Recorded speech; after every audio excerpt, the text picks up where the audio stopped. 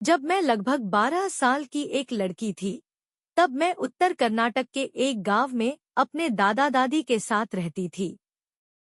उन दिनों परिवहन व्यवस्था, ट्रांसपोर्ट बहुत अच्छी नहीं थी, इसलिए सुबह का अखबार हमें दोपहर में मिलता था। साप्ताहिक पत्रिका तो एक दिन देरी से आती थी। हम सभी बड़ी उत्सुकता से उस बस का इंतजार करते थे, जो अखबार, पत्रिकाएं और डाक लेकर आती थी। उस समय त्रिवेणी कन्नड़ भाषा की एक बहुत लोकप्रिय लेखिका थी। वह एक अद्भुत लेखिका थी। उनकी लिखने की शैली सरल और बहुत प्रभावशाली थी। उनकी कहानियां आम तौर पर आम लोगों के जीवन की जटिल मनोवैज्ञानिक समस्याओं पर आधारित होती थी और हमेशा बहुत दिलचस्प होती थी। कन्नड़ साहित्य के लिए यह दुर्भाग्य की बात रही कि उनका निधन बहुत कम उम्र में हो गया। आज 40 साल बाद भी लोग उनके उपन्यासों की उतनी ही सराहना करते हैं। उनका एक उपन्यास, जिसका नाम काशी यात्रे था, उस समय कन्नड़ साप्ताहिक पत्रिका कर्मवीर में धारावाहिक के रूप में छप रहा था। यह एक वृद्ध महिला और उसकी काशी, वाराणसी जाने की तीव्र इच्छा की कहानी है। अधिकांश हिंदुओं का मानना है कि काशी जाना और भगवान विश्वेश्वर की पूजा करना परम पुण्य का काम है।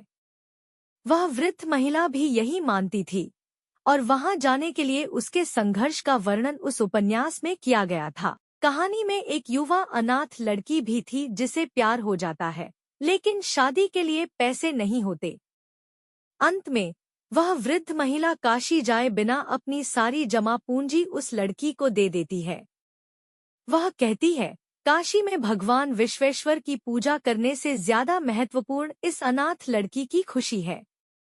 मेरी दादी, कृष्टक्का, कभी स्कूल नहीं गई थी, इसलिए वह पढ़ नहीं सकती थी। हर बुधवार को पत्रिका आती थी और मैं उन्हें इस कहानी का अगला अंक पढ़कर सुनाती थी। उस दौरान वह अपना सारा काम भूलकर पूरी एकाग्रता से सुनती थी। बाद में वह पूरे पाठ को ज़बानी दोहरा सकती थी। मेरी दादी भी कभी काशी नहीं गई थी और वह खुद को उपन्यास की मुख्य पात्र से जोड़कर देखती थी। इसलिए किसी और से कहीं ज्यादा उन्हें यह जानने में दिलचस्पी होती थी कि कहानी में आगे क्या हुआ, और वह जिद करती थी कि मैं उन्हें वह धारावाहिक पढ़कर सुनाऊं। एक बार मैं अपने चचेरे भाई बहनों के साथ पास के गांव में एक शादी में गई थी। उन दिनों शादी एक बड़ा उत्सव होता था। हम बच्चों ने खूब मजे किए। हम अंतहीन खाते और खेलते थे, अपनी आज़ादी का आनंद लेते थे क्योंकि सभी बड़े व्यस्त थे। मैं गई तो 2 दिनों के लिए थी, लेकिन वहां एक हफ्ता रुक गई। जब मैं अपने गांव वापस आई, तो मैंने अपनी दादी को रोते हुए देखा। मैं हैरान थी, क्योंकि मैंने उन्हें सबसे कठिन परिस्थितियों में भी कभी रोते हुए नहीं देखा था। क्या हुआ था? मैं चिंतित थी। मैंने पूछा, अव्वा, क्या सब ठीक है? क्या आप ठीक हैं? मैं उन्हें अव्वा कहकर बुलाती थी, जिसका उत्तर कर्नाटक की कन्नड़ भाषा में अर्थ माँ होता है। उन्होंने सिर हिलाया लेकिन कोई जवाब नहीं दिया। मुझे कुछ समझ नहीं आया और मैं इसके बारे में भूल गई। रात के खाने के बाद हम अपने घर की खुली छत पर सो रहे थे। गर्मियों की रात थी और पूर्णिमा का चांद निकला था। अव्वा आईं और मेरे पास बैठ गईं। उनके प्यार भरे हाथों ने मेरे माथे को छुआ। मुझे एहसास हुआ कि वह कुछ बोलना चाहती है। मैंने उनसे पूछा, क्या बात है? जब मैं छोटी थी, तभी मेरी माँ का देहांत हो गया था। मेरी देखभाल करने या मुझे रास्ता दिखाने वाला कोई नहीं था। मेरे पिता एक व्यस्त व्यक्ति थे और उन्होंने दूसरी शादी कर ली थी। उन दिनों लोग लड़कियों के लिए शिक्षा को जरूरी नहीं मानते थे, इसलिए मैं कभी स्कूल नहीं गई। मेरी शादी बहुत कम उम्र में हो गई और बच्चे हो गए। मैं बहुत व्यस्त रहने लगी। बाद में मेरे पोते पोतियां हुए और मुझे आप सभी को खाना बनाकर खिलाने में बहुत खुशी मिलती थी। कभी कभी मुझे स्कूल न जाने का पछतावा होता था, इसलिए मैंने यह सुनिश्चित किया कि मेरे बच्चे और पोते पोतियां अच्छी तरह पढ़ाई करें। मुझे समझ नहीं आ रहा था कि मेरी 62 वर्षीय दादी आधी रात को मुझ 12 साल की बच्ची को अपने जीवन की कहानी क्यों सुना रही थी। लेकिन मैं जानती थी कि मैं उनसे बहुत प्यार करती हूँ और मेरे साथ बात करने के पीछे कोई न कोई कारण जरूर होगा। मैंने उनके चेहरे की ओर देखा। वह उदास थी और उनकी आंखें आंसुओं से भरी थी। वह एक सुंदर महिला थी जो आमतौर पर हमेशा मुस्कुराती रहती थी। आज भी मैं उनके चेहरे के उस चिंतित भाव को नहीं भूल सकती। मैं आगे झुकी और उनका हाथ थाम लिया। अव्वा, रो मत। क्या बात है? क्या मैं किसी तरह आपकी मदद कर सकती हूँ? हाँ, मुझे तुम्हारी मदद चाहिए। तुम्हें पता है, जब तुम बाहर गई थी तो कर्मवीर पत्रिका हमेशा की तरह आई थी। मैंने पत्रिका खोली।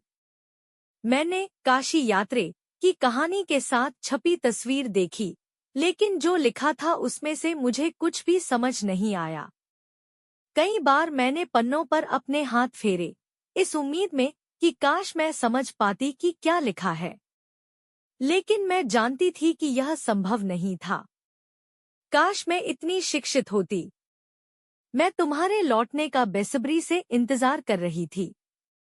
मुझे लगा कि तुम जल्दी आ जाओगी और मेरे लिए पढ़ोगी। मैंने तो गांव जाकर तुमसे पढ़ने के लिए कहने के बारे में भी सोचा। मैं इस गांव में किसी और से भी पूछ सकती थी, लेकिन मुझे ऐसा करने में बहुत शर्म महसूस हो रही थी। मुझे बहुत पराया और लाचार महसूस हुआ।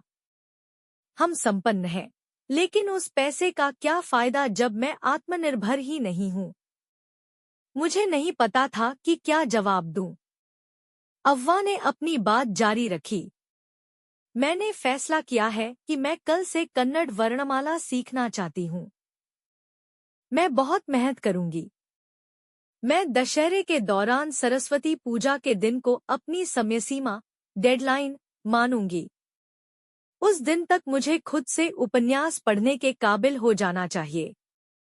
मैं आत्मनिर्भर बनना चाहती हूँ। मैंने उनके चेहरे पर दृढ़ संकल्प देखा। फिर भी मैं उन पर हंस पड़ी। अव्वा, 62 साल की इस उम्र में आप वर्णमाला सीखना चाहती हैं? आपके सारे बाल सफेद हो गए हैं, हाथों पर झुर्रियां हैं, आप चश्मा पहनती हैं और रसोई में इतना काम करती हैं। बचपने में मैंने उस वृद्ध महिला का मजाक उड़ाया, लेकिन वह बस मुस्कुरा दी। अगर तुम किसी अच्छे काम के लिए दृढ़ संकल्पित हो, तो तुम किसी भी बाधा को पार कर सकते हो। मैं किसी से भी ज्यादा मेहनत करूंगी, लेकिन मैं यह करूंगी। सीखने के लिए उम्र की कोई सीमा नहीं होती। अगले दिन से मैंने अपनी ट्यूशन शुरू कर दी। अव्वा एक अद्भुत छात्रा थी। वह जितना होमवर्क करती थी, वह हैरान करने वाला था। वह पढ़ती, दोहराती, लिखती और सुनाती थी। मैं उनकी इकलौती शिक्षिका थी और वह मेरी पहली छात्रा। तब मुझे जरा भी अंदाजा नहीं था कि एक दिन मैं कंप्यूटर साइंस की प्रोफेसर बनूंगी और सैकड़ों छात्रों को पढ़ाऊंगी। अगले दिन से मैंने अपनी ट्यूशन शुरू कर दी। अव्वा एक अद्भुत छात्रा थी। वह जितना होमवर्क करती थी, वह हैरान करने वाला था। वह पढ़ती, दोहराती, लिखती और सुनाती थी। मैं उनकी इकलौती शिक्षिका थी और वह मेरी पहली छात्रा। तब मुझे जरा भी अंदाजा नहीं था कि एक दिन मैं कंप्यूटर साइंस की शिक्षिका बनूंगी और सैकड़ों छात्रों को पढ़ाऊंगी। दशहरा का त्योहार हमेशा की तरह आया। मैंने चुपके से काशी यात्रे खरीदी, जो उस समय तक एक उपन्यास के रूप में प्रकाशित हो चुकी थी। मेरी दादी ने मुझे पूजा के स्थान पर बुलाया और मुझे एक स्टूल पर बिठाया। उन्होंने मुझे फ्रॉक का कपड़ा उपहार में दिया। फिर उन्होंने कुछ ऐसा किया जिसकी उम्मीद नहीं थी। वह नीचे झुकी और मेरे पैर छुए। मैं हैरान रह गई और पीछे हट गई। बड़े कभी छोटों के पैर नहीं छूते। हम हमेशा भगवान, बड़ों और गुरुओं के पैर छूते आए हैं। हम इसे सम्मान का प्रतीक मानते हैं। यह एक महान परंपरा है, लेकिन आज इसका उल्टा हुआ था। उन्होंने कहा, मैं एक शिक्षिका के पैर छू रही हूँ, अपनी पोती के नहीं। उस शिक्षिका के जिसने मुझे इतनी अच्छी तरह और इतने प्यार से पढ़ाया कि अब मैं इतने कम समय में किसी भी उपन्यास को आत्मविश्वास के साथ पढ़ सकती हूँ। अब मैं आत्मनिर्भर हूँ।